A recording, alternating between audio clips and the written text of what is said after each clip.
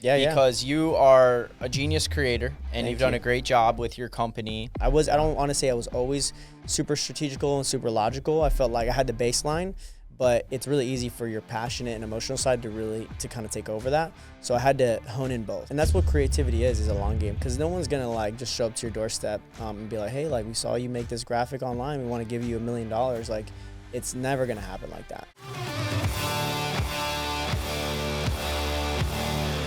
Welcome back to another episode of the Cody Cottle Show. Today we're going to get really creative. I have an incredible guest with me, someone that I just admire so much. At 25 years old, what he's accomplished, he's a serial entrepreneur, was in the military, building businesses. He's the CEO and the founder of Optic Element, a visual brand strategist, just an amazing guy. Welcome to the show, Santiago Castro. Thanks, man. It's an amazing intro, man. I really appreciate you. Really want to thank you for having me on here. Yeah, dude. No, the honor's mine. And, you know, it's been so cool just to watch you and just how creative you are and how gifted you are and the company you've built and the team you've built with Optic Element and what you guys are doing. So I'm really pumped with the gold that's going to come out of this show with you, bro. Thanks, man. I'm super impressed by your show, dude. I love the guests you have on here, man. The quality of the content, dude, it's been stellar. Well, when you're surrounded by guys like you, the level of excellence is high. That's for sure, bro.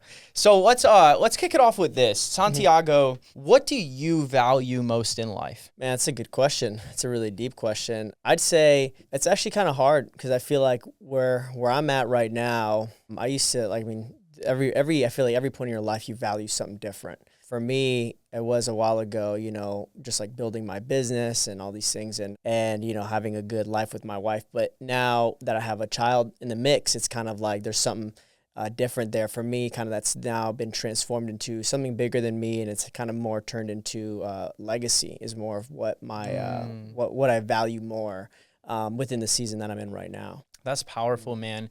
And it's amazing to see even at 25 years old, driven, building the business, all of that, and you have a wife and you're married and you have a kid. Yeah. And how that's shifted the paradigm of the way you're looking at and the lens that you see the world through. 100%. Yeah, no, it changes. I mean, everybody says it, you know, everyone's like, oh yeah, kids change your life. And even like, you know, I have friends with kids and they're like, yeah, when he's born, you're just gonna it's gonna change your whole life. And I was like, yeah, but like, it's so hard to really prepare for it. There's something that can prepare you for it. And then, you know, it's not just in the aspect of like a physical schedule change of your life, although that does happen. But it's more of like it's like a fresh perspective that was birthed with your child. And almost instantly is what it feels like. I feel like I view the world differently. And then even like prior to, you know, my wife being pregnant and stuff, I was like, you know, there's a lot of things that I was seeing in the nature of how God designed birth, how it's very parallel with the way life happens and all these things. And I was like, man, like this is just amazing. It's just like, it's one of those things that I've never really had a lot of time to focus on because I never had a child, nor really, I didn't even really want a kid. Like this time last year, I didn't want a kid, but God changed that like in the middle of the year. And then my wife and I decided to start trying. And then within that, like, you know, now I know why, you know, I was like, I can see why God wanted me to have a child, you know. Wow. Definitely needed it for sure. That's amazing, man. Yeah. And it's just cool to see that. And in what ways would you say, I mean, obviously the focus on legacy, but what else has that changed in you having a kid? I've like honed my the way I live my life to be very intentional. And so when I have a kid, like I feel like intentionality is heightened. Because like, you know, you can be semi-intentional and get what you want or do, you know, kind of things that you were planning to do. But with a child, it's like, I want to say more hypersensitive in the way you're intentional because there's, you know, you're with that child from zero to all the way till, you know, they're an adult. So everything you do is going to affect them. So you have to be extremely intentional, like more than ever. And so what things that I was thinking, and one of my friends was telling me about, you know, the way that, you know, you're raised and how that, you know, has everything to do with the way you live your life today, and how he was saying how your parents, the tone that your parents speak to you in is the tone that you end up developing as your own voice in your head as you grow up. Wow. So like the way you talk to yourself is not really, you know, a tone that you've developed on your own, is a tone that you've kind of adopted from your parents. So that alone, I was like, man, I gotta like make sure that I do that in a healthy way. And the Bible says that, you know, our children are arrows. And, you know, back in the day, like you would have to, you know, take an arrow and build it from scratch. And every arrow is different because every rock is different, every stick is different. and then you have to mold and shape that arrow, and then you then launch it. And then depending on how effectively, intentionally you made that arrow is going to determine the trajectory and the impact of what it does. And that's exactly what happens when you are raising a child. You're molding arrows, and the impact that they make is solely really determines on what you do and how you mold that. And so that takes a whole nother level of responsibility. And I don't really although this, my son is my son, I see everybody as God's children. So I even see my son as God's son. So I'm like, into my perspective, I'm not only is he my son, but I'm like, this is a human being that God loves and cherishes, and he's like, hey, I want you to raise him. And that to me is like a really big responsibility. It's like oh my God, it's a whole human, it's almost like if you were to if let's say Elon Musk were to come to you and say, hey, look, this is my most prized business project that I've been working on, and I want you to build it.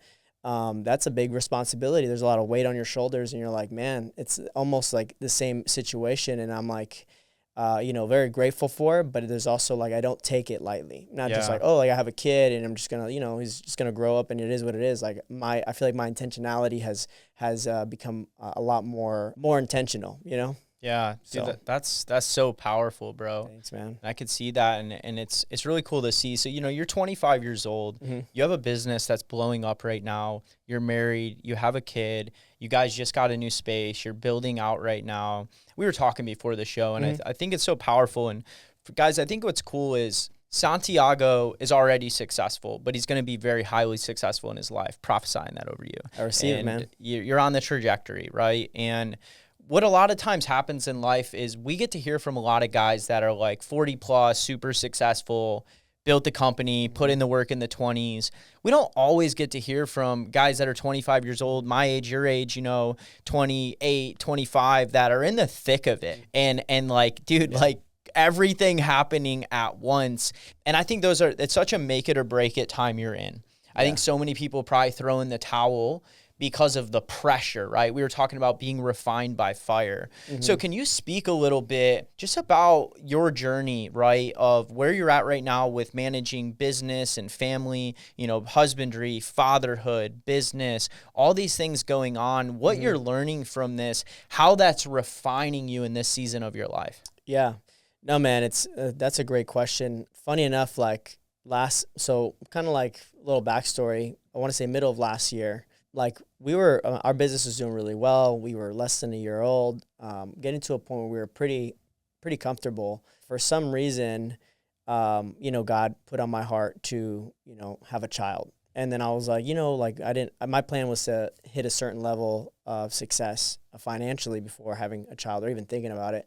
But I had a dream, and I felt God say that, that I can't always just try to do things in my own strength and then try to do something like have a child.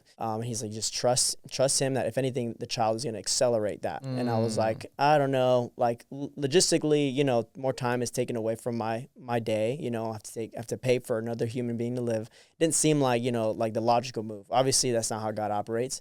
But it was a really emotional dream, and I decided to fully trust him. And within that, as soon as my wife got pregnant, my life started to get hard. Not from a tense of physically hard, but more of just little things. It was just started with little things here and there. And then plus the pressure of I'm about to be a dad, all these things. It wasn't that hard, but I could feel that I was about to enter into a really hard season in the next couple of months. And I knew that this pain that was happening, and even last year, or not last year, but the year prior to that, it was not necessarily a hard year, but there was a lot of hiccups with me mentally. I was depressed and things like that. But that played a part. Plus this pregame of hard was where those two things were coming together. It was I almost can feel that it was a preparation for this season that I'm in right now. So then we ended the year super chill. I was like, we're not really going to do much. I just really want to relax because I feel like next year is going to be hectic. And then as soon as the year starts, everything gets 0 to 100. It's because obviously there's a lot of things happening in my life, but there's a lot of things happening in the world. There's the economy, the presidency coming up. There's so many things that factor in a lot of things that, affect my day-to-day life. So it's not just my personal life, but it's the exterior stuff too. So everything's like happening at once. You know, it's been a battle. Like my wife, as soon as she got pregnant, I felt like it was going to be a boy, but I didn't want to say that because I didn't want to be like cocky, and then it wasn't a boy. So I was like, you know what, I'm gonna just be quiet. And I wanted a boy, but then I ended up kind of like warming up to the idea of like, oh, like, well, I kind of want it to be a girl. And then I've convinced myself for it to be a girl because I started to realize that in the midst of me having a boy, I would have to confront certain things about myself and my father. Wow. So I was like, man, and then I started to realize that, you know, like, long story short, I didn't have a dad growing up. My mom did a great job, never spoke bad about him. I didn't know anything about him. I still don't really even know his name. Like, I don't really like remember it when people say it because he's such a stranger to me. I've had few interactions with him, and they weren't the best. Like, he was just, whether him like trying to sue me for money or something like that. But I always told myself like, oh yeah, I don't have daddy issues. Like, I don't know my dad. How can I have daddy issues if I don't know my dad? And then as, you know, my wife was getting more closer and closer and closer to the due date, I started to feel more of that pressure. And then I started to almost feel a little bit more of like the idea of like, you know, the beauty of what it is to have a child. And then kind of started thinking like, how can someone do this? Like, how can someone just leave a child? And then I started to feel some resentment towards my dad, even though like I was just really good at burying it away for a long time. So these things really started coming up like a lot.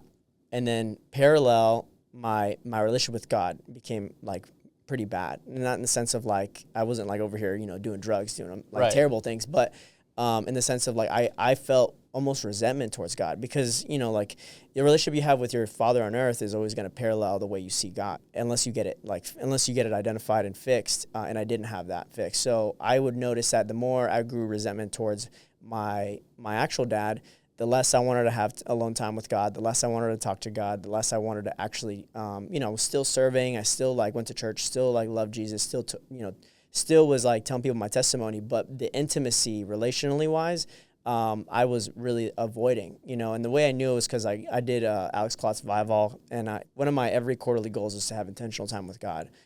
Every goal I was hitting except that one, and that one's one of the easiest ones. It's like, you know, like just a few hours out of my week, and I knew that it wasn't like there was no excuse. There wasn't like, oh, I didn't have time or anything like that. It's just I was avoiding it, and I could tell based off like when I look at the year, I was like, why didn't I hit this one goal all 4 quarters? And then it's, you know, you have to face the reality of like I was avoiding that. And then, you know, that then went into that. And then finally I decided to tell my wife about it. Never told anybody about how I felt about my father. And then I told my Connect group about it, and then they prayed for me, and I felt like a good feeling. And then that alone, I realized was kind of holding me back, holding me obviously from my relationship with God. And then in turn, like, I feel like if I didn't address that, I have this year that I'm going through this year, I wouldn't be able to hold. Like, I would still be dwelling on that, and that would, you know, affect the rest of my business, the way I treat my wife, the way I treat my team. And then everything I would be dealing with today would crumble if I didn't deal with that. So that was a big thing. And then, you know, then going into that, you know, overcoming that now in the midst of like, okay, cool. Now I got to deal with the actual logistics of having a child, like my schedule, and then obviously building my business. Plus we moved into a new studio. And there's a lot of things that go into it. Like, there's a lot of hiccups. There's a lot of money that I have to pull out of my own account to be able to like make sure the business is growing, and really realizing how, you know, people aren't necessarily reliable, and really kind of rehoning in that relationship with God in the sense of like the only person that I can rely on is God, has really gotten me closer to God, you know, in the sense of that. And again, if I didn't have that, like, again, when I started my business in the beginning, it was the same story, it's always the same thing, but a different level. Yeah. You know, I left the Marine Corps. I didn't know what I was going to do, how I was going to pay my bills. I started my business, never done before, like never been a full entrepreneur. Thought it was the most irresponsible thing because I have a home, I had a wife. And then God has always prevailed within that, and it got me closer to God. Same thing here, just different level. And even though the crazy part is, as a Christian and even as like an entrepreneur, like, you know that there's always going to be the next level. You know that there's always going to be the next point of pressure. And it almost looks identical as the last one, but just a little bit harder. And you know that you always make it past it, but it doesn't make the process any easier. No. And the cool thing that I realized as well was, you know, when my wife was giving birth, because she did an all-natural birth, we took classes and stuff. in the classes, they were telling us the different stages of birth. And it's really cool. I didn't know. There's a lot of things I didn't know about a birth, but they were saying how the woman's body knows what to do. Like if a female was in a coma and pregnant, their body would birth the child on its own. I didn't know that. I didn't know that was a thing, which is amazing to me, because a lot of people, at least within the medical field, make it seem like it's this like unnatural process and you have to like force it, but it's actually something that the body knows what to do. And they were telling us like there's different phases, like, you know, within her contractions and all this stuff and how to measure it. And they said there's going to be a certain point in the pregnancy where it's going to be hours into the labor, like it could be 10 hours, 8 hours in, that it's going to get extremely hard for her, to the point where she's going to feel like she's going to regret every aspect of it. She's going to be like, why did we do this? She's going to want to go to the hospital. She's going to want to take, the epidural and get like, taken to the hospital. And my job was to ground her and be like, hey, like, cause the expectation for them is it gets extremely, extremely painful. And they think that they have to do that 8 hours or 10 hours all over again, but with that same pain. But in reality, that pain that spikes up means that you're right there. You're right about to give birth. So you're right at the point of breakthrough. And that's kind of like almost, again, I like how I've seen my life. It's been hard. It's been a hard couple months. Nothing that I can't manage, but then it's getting to the point where it feels extremely painful, almost to like the point of, I feel like a regret. Like, why did I do this? Or like, I could have just gotten a normal 9-to-5 job. I could have just, kept my head down and just, pay my bills and then live my life in a very comfortable way. And that a lot of entrepreneurs tend to, go through that, whether they say it or not. Oh, dude, every single one of 100%, us. 100%, yeah. 100%, and when you get through it, then it comes again. And then you're like, oh, it was worth it. And then it happens again, different level, right? So then I realized that's kind of where I'm at. But then I'm like remembering, when my wife was going through labor, it was almost like a godlike perspective of like, although she's in pain and I'm not, and I know the process, and she's in it, and I'm over here, grounding her. And the same thing is a relationship with God, is where we're in so much pain within whatever we're dealing with, whether it's entrepreneurship or whatever. You're right at the brink of breakthrough, and God knows what's happening on the other end, and He's the one that's grounding you. So that's kind of where I'm at. I haven't even hit the breakthrough yet, and it's still, I'm still in it. I'm right at the peak. But I know it's coming, and I know it's just a game. It's just a game of me doing what I'm supposed to be doing in my natural, and letting God meet it with his super, Yeah. I've never heard it explained in that way so well. And I think that everyone listening to this could probably relate in their own way, even if they're not an entrepreneur in their own life, right? Yeah. And I love how you talked about that spike where it's so painful. And that's such an interesting time to be at. Mm-hmm. Just like your wife, right? Like the pain is so unbearable that in that moment, you're almost willing to do whatever you can to escape the pain. 100%, yeah. And it's like, one thing that's key in that story too, because I always try to listen as people talk, and how do I draw out key points? Your job in that was to ground your wife, to get her through. That reminded me how important who we surround ourselves with in doing these things in our life and going through these moments. Like, who do you have to lean on and talk to? Like, I don't want to do this anymore. Oh yeah. Like, and they push you through it. There's a guy named Dr. Jeffrey Spencer who coaches a friend of mine who runs a $32 million company. And he coached Lance Armstrong and Tiger Woods and all these famous people. He was talking about how every super successful person hits a point in their life where he gets the 3 a.m. phone call.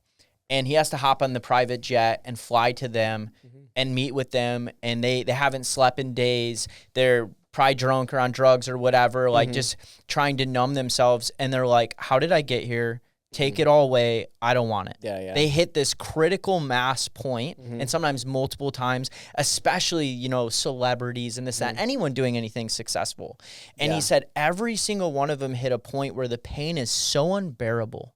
They want the epidermal. Yeah. They'll do what they're like, take all my wealth away, take all the money, take all the house, take all the cars, take the career, take all the success. I don't want this pain anymore. Yeah. And his job is to do what you did for your wife. Yeah. To ground him.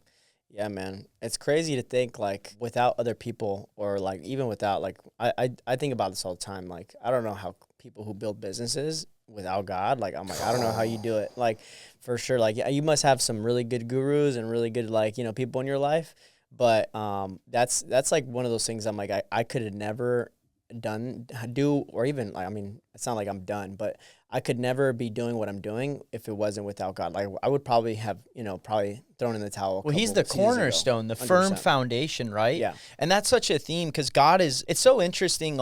So we both have like my dad's been in prison my whole life. Your dad was never in your life. And I never realized how much that, which I also numbed, which I also tucked away, which I also never addressed and never made a big deal of. He's never been there. It's whatever. Yeah. But then how it surfaces, then I saw the parallel too, like, oh, I don't have the real intimacy with God I could have because I never knew how to have intimacy with my father. Yep. Same with you. So it's this whole thing, and you have to identify the wound. And guys like us, we're drivers. So we're like, nah, let's put that over there. We'll keep going this way. Yeah. But it keeps coming back. And you have to, what I had a revelation in the last 6 months of my life is if you don't heal, you can't heal what you don't touch and what you don't see. Yeah. And if you don't look at it and you don't touch it, you can't heal it if you don't address it. Yep. And if you don't heal it, the baggage from it will continue to show up in other areas of your life. 100%, man. Like, it's crazy.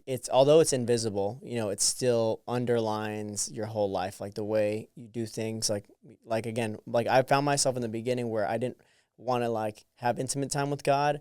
And I was like, I just didn't know. I don't know if I was like, maybe I'm tired, maybe whatever. And then I was trying to really, my mind has suppressed it so well that I didn't even see it. And I'm very self-aware in the things that I do. It wasn't until I had a child. It took a whole child for me to be, self-aware. And what's crazy is God spoke to you through a dream, even about having a child, which was nothing on your radar, and then used all of these things to get you to this point. Oh yeah, 100%. Like those things too. Like when I look back at, the people that I've had relationships with that have, been led to Christ, or even like I've done life with, and I get to see them grow and flourish. Like I always see, God's signature, the same thing, even with my own life, like the whole thing from the dream, like I didn't want a kid to then having a kid to now, like, like I enjoy it so much. And even then, like it's something that I needed. And God knows us in such an intimate level. He knows us exactly what we need and where we're at. And he knew that I needed that, like even if he told me like, hey, like he could have gave me the whole recipe of like, hey, in order to overcome this, to be able to build a business in this level, you're going to have a child. So that child can help you do this. I would tell him like, hey, that's so unnecessary. I would say like, no, there's no point in doing that. Like I can just figure it out on a different way. But he even knows me so deeply that was the only way to get me to really like face that, because again, I've suppressed it so well, like to the point where I didn't think it was a problem. And that's the worst type of problem, is when you don't think it's a problem, and I'm really good at identifying problems like within myself and other people, but that was something I've suppressed for a long time. And it was definitely a great way of really addressing it, because it was something that I had to face, as a whole human's life on the line. There's something you said that I think I just feel the Holy Spirit telling me to bring up on this, and you briefly touched on it, and it's something I actually can relate to. So in the theme of what we've been talking about, I think one of the biggest things about being a champion in this world is not self-sabotaging. And I think that within that, it's because typically self-sabotage comes when the pain is so bad that you'll do anything you can to escape it. Oh, yeah. And I think one of the things you mentioned, depression. You mentioned going through a tough time with mental health. I found myself in a weird place, and I'll be vulnerable too with you, bro, because you're being vulnerable. Around Christmas time this year, me and my girlfriend were not engaged yet. We're heading towards that. And like we had asked her family if I could go spend Christmas with them. I hadn't really thought about Christmas. Life was busy. My business was busy. And I kind of thought that was going to happen. And he didn't really get back to us in like a week and a half before. He's like, no, I'm not comfortable with that. And I was like, oh, it's fine, this and that, and I ended up spending Christmas here alone with my dog. And I didn't realize I was numbing so many things that all these things surfaced that I went through this rut for about 40 days, probably, which is funny, like 40 days, 40 nights of being very depressed in this really dark place. And it lingered. It was, and there was an onset. There was a pregame to that before that happened. I was already feeling depressed. I was already feeling sad. I was tucking it away. I was avoiding it. I was going through the day-to-day, showing up, putting on fake smiles, doing all the motions in life. And I went through this huge rut, and I heard you say, your life was blowing up, dude, and yet you still felt sad and depressed. Probably you didn't share it with the world. Can we talk about that? Yeah, no, 100%, man. Like it was last year was a great a great year on paper is what I tell people. Made a lot of money, got to really travel a lot. Things were going really well in general. But what happened was I was actually, it was really weird for me. In the beginning of the year, I was like, my mentality was like, all right, this is my first full year outside the Marine Corps. I'm going to maximize, do as much as I can, build this business. Because my business was only like maybe 4 months old at that point in the beginning of last year. I was like on top of my goals, and then I got injured. I hurt my back pretty badly. And then that was like what kind of like, it kind of almost made me slow down. But I was not in a way that I enjoyed it. Like I was really upset. And then it made me like, first I was getting depressed because I wasn't working out. And then I was depressed because I was like, I'm 24. I can't even like sleep on my back without it like hurting, like extremely. It's hard for me to walk, hard for me to sit in my car. Like it was hard for me to do everything. And that it started the process. And then I found, a trainer helped me, heal from that, and it came back better. But even once that was situated, I was like, I still feel depressed. And I was like, I don't know why. And this was the first time in a long time where I was like, I've actually felt depressed, because I felt depressed prior when I was in the Marine Corps, but that was obvious. You know what I'm saying? Like, my condition was terrible. And so it's easy to put a finger on, this is the reason why I'm depressed. I had one of my best friends kill themselves, plus the work environment, plus all these things that I was a new Christian, and, all these things were coming up, and I didn't know how to deal with it. So that was a really easy, identifier of like, oh, this is why I'm depressed. But this last year, it was actually kind of hard for me to pinpoint. I was like, I was literally outside in my house. I was like walking my dogs, and I was sitting in my backyard, and it's a beautiful day in San Diego. And I'm like, I don't have like, I'm like, why do I feel so depressed? Like I have a great life. I have a great wife, I have a good business. I live in San Diego, all these things. And I couldn't shake the feeling of it. And then I tried to suppress it, the whole year. And it was really hard. I was like, I didn't feel like, doing a lot of the things, thank God I had a good system in place as far as my habits. Because if I didn't have that, I would have probably self-sabotaged. The good thing is I've gotten in a place where my habits overpower my self-sabotage, because I used to self-sabotage a lot back then. But even though I felt this way, I was still showing up and doing all the things. And that's why it was still a good year on paper. But, mentally it was rough. I was like, man. And then actually towards the end of the year, which was where, my wife was pregnant, and I started to kind of see these underlining problems. I realized it all stemmed from my father. And again, like I really had no clue in the beginning of the year. I was like, why? This makes no sense. Yeah. And then obviously at the same time, I was moving further away from God, like from an intimate level. Like I was still serving all stuff, but I just didn't have that intimate time with him. So they just all ended up being like a point of like realizing that it was something that I buried so deep. And it all stems like, because depression is just a surface level, issue. Like, some people try to like accommodate. That's a symptom 100%. of a deeper issue. Yeah, 100%. So they're like, oh, I'm depressed. So they get on meds, or they try to do something to make them happy. They do their affirmations, whatever. But in reality, there's something deeper. And a lot of times, like, and I had one of my good friends tell me, like, because I was telling him a lot of stuff, and he was saying how, like, you right now, the person you are today may have overcome a lot of things, but there's a lot of things that the child version of yourself has not. Yeah. And you have to revisit those things from your childhood and accept it. And like have you ever done EMDR therapy? No, I've never done it. Like I've always wanted to. I was like, man, I'll be like looking Same. for I haven't done it yet, but I'm actually about to start. Yeah? Dude, yeah, because I realized like that those are things you have to revisit and almost go back and heal that like 7-year-old Santiago Cody went through. Yeah. That's showing up in our adult 100%. Lives. Dude, yeah, that's something that I've been like looking into. Because I was like, I never really was like, oh, like, I don't know if it's like worth trying to go to therapy, trying to get like, that type of thing fixed. And for entrepreneurs, business owners, like that's more time on my schedule, more money I got to spend. For real. I don't know if I really even believe in it to begin with. Like I had to go through this talk with Esther and stuff. And then I finally realized like, wow, maybe there's some wounds that haven't been healed. Yeah. And if I don't prioritize them, and it's funny, we'll hire the coach for business. We'll spend all the money on buying the new equipment, getting the building, doing all the things. But the very thing that's like the real root of what needs to be fixed to flourish all other areas of our life, we'll neglect to do, especially men, like 100%. Deep work. Yeah, 100%. I think it's also like a pride thing. Like, oh, I can figure it out. Ego, pride, and we're problem solvers, professional. 100%. So I feel that too, because I was like, man, I don't know if it's worth it, the time, all that stuff. And And now that I have a son, it's like not about me anymore. It's more of like, okay, That intentionality, right? Yeah, Now it becomes legacy. Yeah. It's not just about me. Yeah. How is it going to affect him? Yeah. Cause it's like, now I can't like, cause I know that like, I tell people like everything that I'm doing right now, if I was single, if I didn't have a wife, I didn't have a son, would be 10 times easier because I could just sleep in my car. I would probably just sleep in my studio. And then I don't have to really face or really address certain things because at the end of the day, like I can hold it within myself. But once you start to build a family, it's hard to then hide that from your wife. And then it's hard for that then not to then leak onto your son or your daughter because they then pick up all these like, subconscious cues. So then now you have to be extremely aware. You can't if it's just you, it's a little bit easier.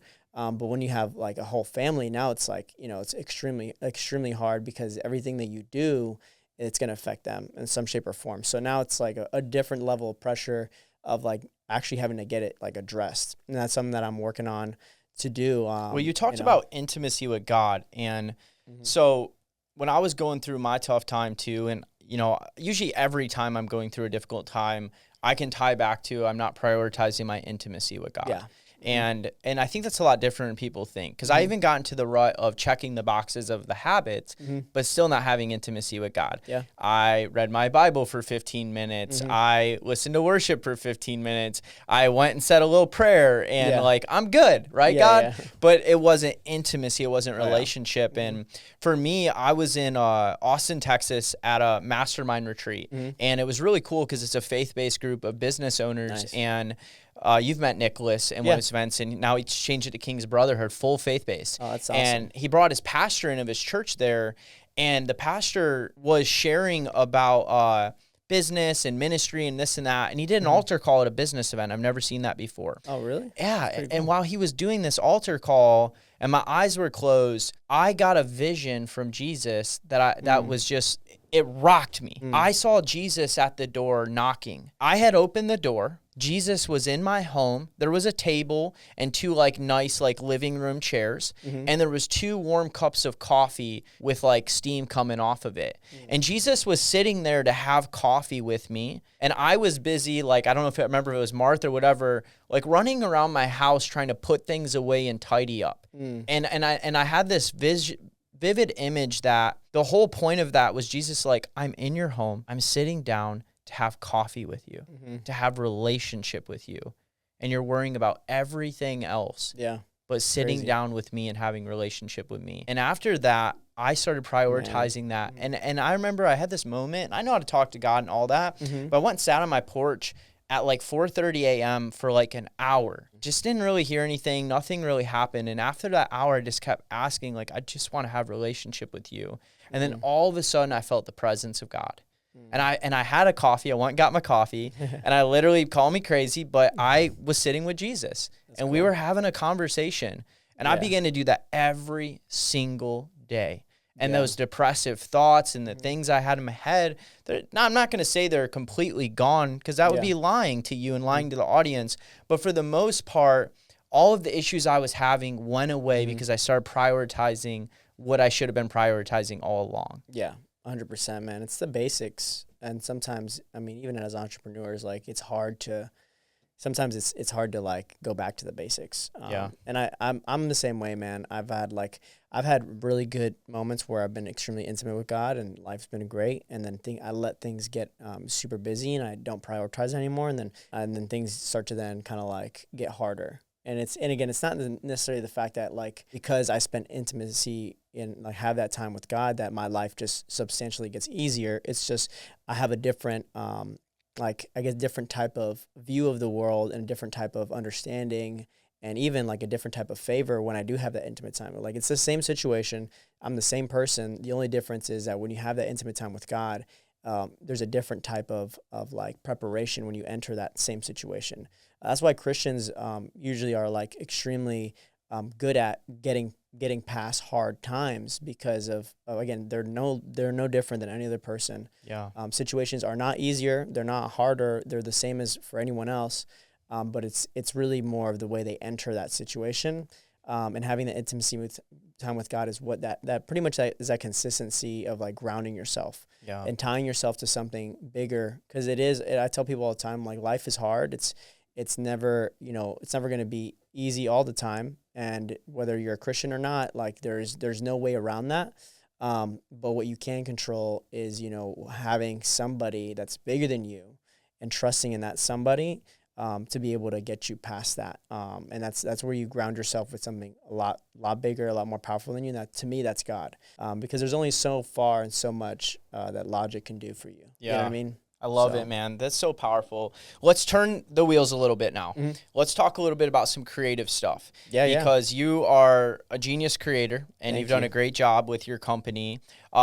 Real quick, just tell us in like a quick snapshot. I got to download. What does it mean to be a creative for you? And I got a lengthy answer for that, but I'll give you a short version. To me, the way I see creatives and creators, like I don't see like, people think creatives are like, people who paint or like make videos or photos and all stuff.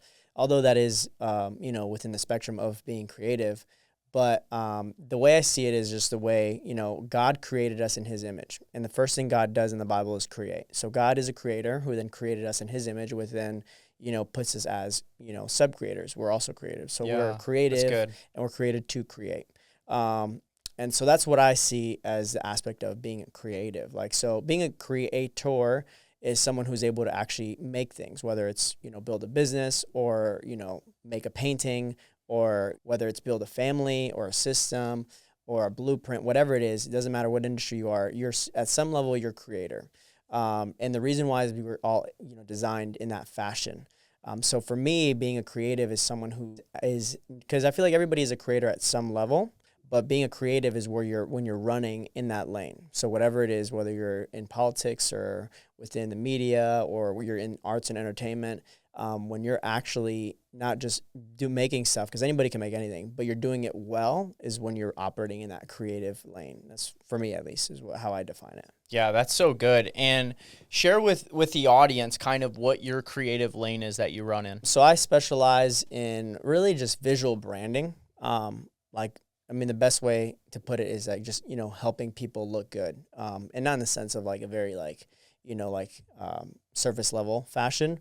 But I like to make things look good. The way I built this business was, in the beginning, I was in an apprenticeship program at Pathfinders and doing it for a whole nother business. And there was a whole bunch of other entrepreneurs in that class with me.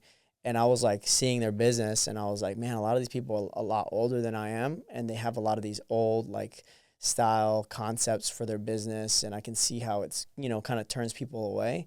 And I would just give like ideas like, hey, you should probably do this, maybe simplify this, or you should do this on social media, do that. Because I was doing it for myself because I just like to do it. And then they would, to the point where everybody was asking me to do it. And that's kind of where I felt like I was saying, hey, this is where you need to run, versus the other business that I was trying to build, which I'm still going to build that, but I felt like to put that on the sidelines and then build this first. And I just kind of was like, man, like that's what I've always done. I've been a video creator since I was like 10. I bought a camera from Walmart, from selling candy, and I would like make stupid videos with my friends, and I would post. Those on YouTube. Are the days too. Those videos are so stupid, but I love the passion of doing that.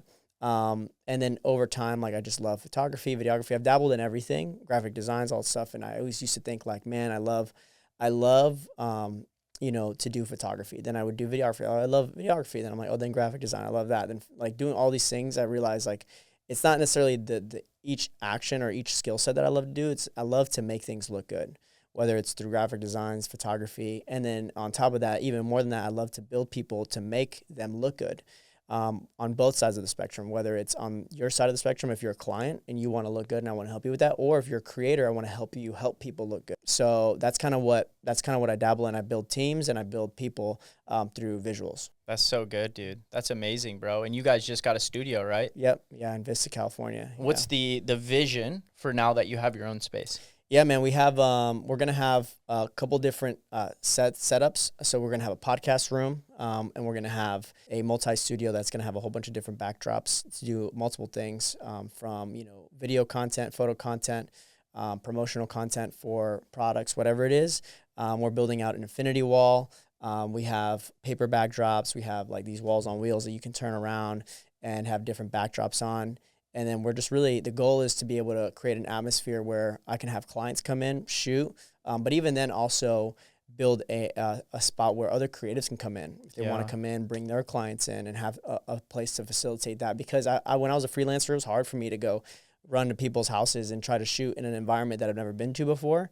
And then studio spaces were never ideal because they never had what I needed. It was just like either like on one far of the spectrum of just photos or just video that's like TV production type. And I'm like, I don't need that. I need like the in-between. Like I need it to look like a living room to be able to shoot content for social media so it doesn't seem so like polished in the sense of like a TV commercial.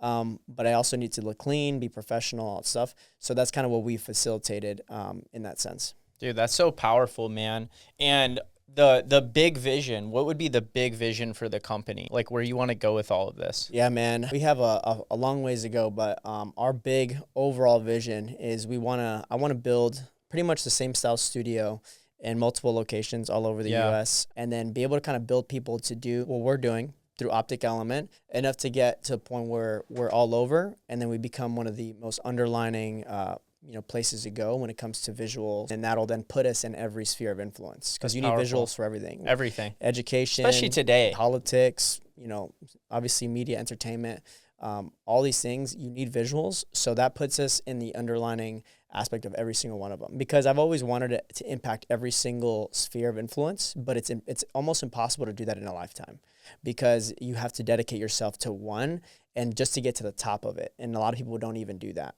But I feel like through my space is the one space, at least right now, that puts you in at least a common thread with all of them at the same time. And then if you build the top of that, then you'll be at the top of every single one because you control what people see. Because, I mean, if you look at the way the government and even like businesses have forged certain ideas and like concepts was through visuals, was through like, whether it's a propaganda, whether it's an ad, whether, like the whole concept of like milk being good for your bones was because milk was down on sales and they needed to be able to have a whole campaign to be able to be like, well, we need people to buy milk. So then they said that, they got athletes to sponsor it. And then they got this whole commercial and they put this whole thing like, oh, milk helps you grow. Milk helps your bones grow. And that is a complete lie that you have then adopted as a truth. Not because it is true, but because still ingrained in my subconscious from a kid. Exactly. Yeah. And it's because you see it so much, because you heard it so much. Now, like your decisions go based off that. So I'm like, what if I can be that guy to do that, but for a better and higher purpose? So that's kind of the overall bigger picture. We want to do that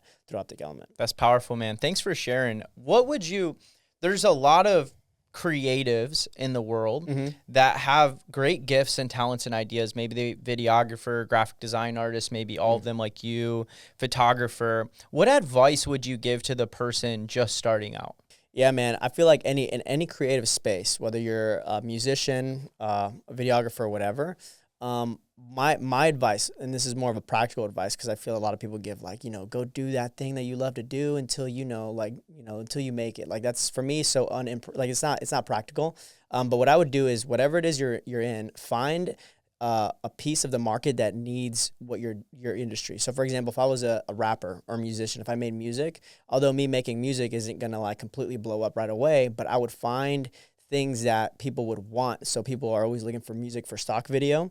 People are always looking for music to be able to, let's say, put on video games, put in movies. So I would make music towards that geared market because that's what's wanted and needed, and then blow up in that sense, make money in that sense while doing what you're passionate about at the same time. So for us, like we work with social media because, we love to work with entrepreneurs, but it's not necessarily our big vision, but it's what the market needs and the market wants. So we're focused, we're honed in on it. And at the same time, building that skill set while also working on passion projects that we're passionate about, working with politicians and things like that. So that's what I recommend, because you find something practical that the market wants, focus on that within your skill set while simultaneously working on your passion, because then you can build your economic status at the same time as your skill. And then eventually one or the other, you're either going to make enough money to be able to be put on the map, or you're going to be like super good at your skill set that you're going to, get put on the map, and then the money will come. So that's the most practical advice I can give to a creative. That's so good. And I love that, because what I heard you say was find out what the market needs. And I think so many people will get hung up with the want of like, man, I really just want to do this in this space, but nobody knows who you are yet. You're not making any money. You're a starving artist, basically, trying to build your business instead of going to market like you guys did and saying, hey, social media is hot. So we're gonna go make people look really good on social media, Yeah. while honing in our skill set, creating money, getting our studio, developing the means to do what we want to do long term in this space. 100%. Yeah. That's playing the long game. Yeah, 100%. And that's what creativity is a long game, because no one's going to like just show up to your doorstep and be like, hey, like we saw you make this graphic online. We want to give you $1 million. Like it's never going to happen like that. So you got to figure out what people want. Like if I was, again, a graphic designer, find out what people need thumbnails. People need graphics for like promos and flyers and stuff like that. Focus on that while always also working on maybe a clothing brand or whatever it is. You always want to do both at the same time, because some people focus too much on the creative side and they get so hooked on the feeling of, oh, I'm doing what I'm passionate about, but then their financial status is just depleting, and then they're either going to give up because they're broke and they got to go work at, Chili's, or they're going to just give up completely and then just settle with a 9-to-5 and be like, okay, well, I'm not going to do this. Or maybe I wasn't meant for this. Because again, like it's easy. The best way to cut a creative at their feet is deplete them financially. Because then, that's the whole theme was like starving creatives was like, that was the only way creatives could even live life, is you have to like live paycheck to paycheck. You're good at what you do, but it comes and goes money wise. And that was always a theme for creatives. And I feel like it doesn't have to be like that. I think it's just because, creatives are extremely passionate. So they're very emotional, which is great for creating, but you also have to have that logistical and strategical side to the way you do life and the way you create too. Do you feel like, because it's kind of bringing the business smarts and the entrepreneurship to the creativity. Yeah. Do you feel like you've always naturally been good at both? I feel like I was a creative first, for sure. And then in the midst of me kind of like just really trying to figure out my life and then join the Marine Corps, I think I forged more of the strategical side of my life. I had to be more intentional about that. I don't want to say I was always super strategical and super logical. I felt like I had the baseline, but it's really easy for your passionate and emotional side to kind of take over that. So I had to hone in both. It's kind of like, to be creative, you got to work on stuff. You got to make something, go out there, do it. In order to build that creative muscle. Same thing with your logistic and strategical muscle. You got to do the same thing. So I'm aware of both and I work on both consistently. Yeah, so that's good. That's how I did it. The Marine Corps really helped me shape that a little bit more. But now I make sure to hone in on both. Like, you want to be able to know when to be more creative, when to be more like strategical. Sometimes you have to take the risk and be far more creative in certain situations. Sometimes you have to back, kind of like take a steps back, strategize a little bit before you go in that. So it's a dance between the both, but you have to sharpen both tools. You can't leave one to be dull and then the other to be super sharp, because then when you need the other, then creativity becomes useless. You know what I mean? That's great wisdom, man. Appreciate you sharing that. And just anything else that's on your heart that you want to share with the audience today?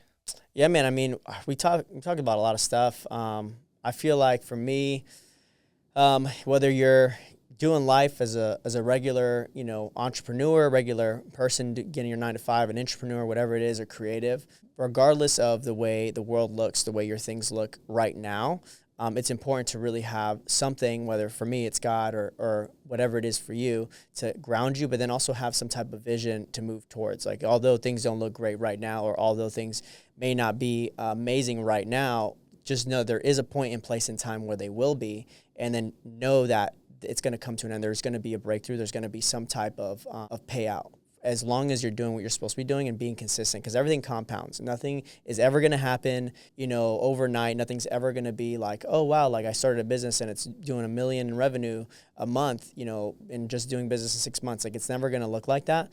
And it's for a reason. You know what I mean? Like, one thing, going back to, my wife's pregnancy, when my wife was getting like in that really high pain point, she was actually at a point where she wanted to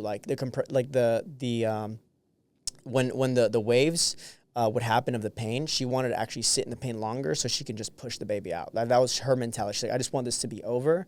But the doulas and the midwives are saying that actually that's not what you want to happen, because if the baby comes out like that right now, the baby's going to get hurt, and also you're going to get hurt in the process of wanting to rush the process, even though, it may feel super painful and you just want to like get it over with.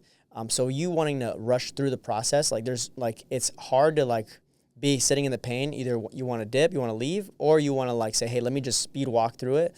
But sometimes you can't do either or. You have to sit in it and take the time to really let it mold you. Because even if you rush on the way out forward versus backwards, it can actually like hurt you. So like, for example, people who may come into money super fast, like where they make a lot of money, whether a business idea or maybe they're a musician or something like that, it tends to break them because they weren't ready for it. So that's something that I realized too, that in the midst of the pain, although it may not be great, I know it's necessary. Yeah. And I know that even if I were to, let's say the pain were to leave tomorrow and everything were to come to like the next day, then I know that probably break me because I skipped certain necessary steps that were designed to mold me to be able to hold that capacity. Yeah. So everything is, for a reason within pain, 100%. And you gotta, although it sucks, you gotta learn to really embrace that suck. That's so good, man. Dude, such an honor to have you on the show. I know such a big takeaway I got from you today was no matter how bad the pain is, how necessary it is. 100%, yeah. And knowing that God's always the source. Yeah. And that, when you feel the most like giving up, make sure you got that person to ground you. 100%, man. That's so necessary. Yeah, well, man, honored to have you on the show, Santiago. Dude, thank you for having me. We'll definitely have to have you back, guys, and I hope you got a lot out of that episode. And remember, no matter what you're going through in life right now, just like Santiago shared with us today, it's actually necessary for God to take you where he wants to take you and use you in the ways that he wants to use you. So I hope you guys got as much out of this as me. And as always, go make today great.